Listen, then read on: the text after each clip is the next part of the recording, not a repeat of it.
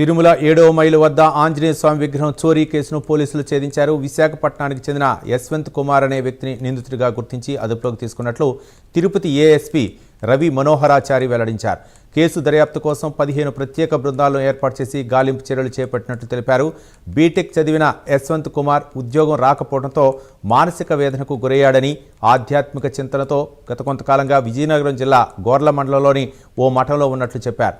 7వ మైలు వద్ద ఉన్న ఆంజనేయ స్వామి విగ్రహం అందంగా ఉండటాన్ని చూసి ఇంటికి తీసుకెళ్లాలని నిర్ణయించుకున్నట్లు విచారణలో వెల్లడైందన్నారు.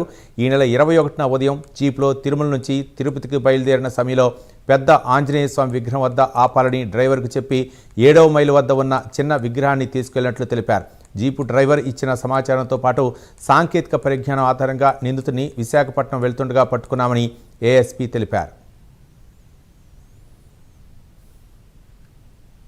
సుమారు 3-3:15 గంటలకు మన తిరుమల డౌన్ ఘాట్ రోడ్లో పెద్ద ఆంజనేయ స్వామి విగ్రహం ఉంది కదా, 7th మైల్, అక్కడ ఆ ఆంజనేయ స్వామి పెద్ద విగ్రహం దగ్గర ఉన్నటువంటి ఒక చిన్న విగ్రహాన్ని ఒక గుర్తు తెలియని వ్యక్తి తీసుకెళ్ళాడు.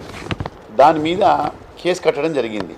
దీంట్లో మనకున్నటువంటి సాంకేతికమైనటువంటి ఆధారాల ద్వారా మనకు తెలిసింది ఏంటంటే, ఒక వ్యక్తి లైట్ ఎల్లో కలర్ డ్రెస్ వేసుకొని గోవిందమాలకు సంబంధించినటువంటి ఒకటి ఇది కండువా వేసుకొని స్వామివారి దగ్గర నుంచి ఆ చిన్న తీసుకొని వెళ్ళిపోతాడు అనేటువంటిది మనకు వీడియో క్లిప్పింగ్స్లో కనిపించినటువంటిది. మీకు కూడా తెలుసు ఆ విషయం, మీరు కూడా ప్లే చేశారు. సో దానికి సంబంధించి సాంకేతికంగా ఇతను ఎవరు, ఎక్కడి నుంచి వచ్చాడు, back to back, front to front అలా చూసుకుంటూ వెళితే మనకు ఈ కేసులో ముద్దాయి పొన్నూరు యశ్వంత్ కుమార్ అని మనకు ఎస్టాబ్లిష్ అయిపోయింది.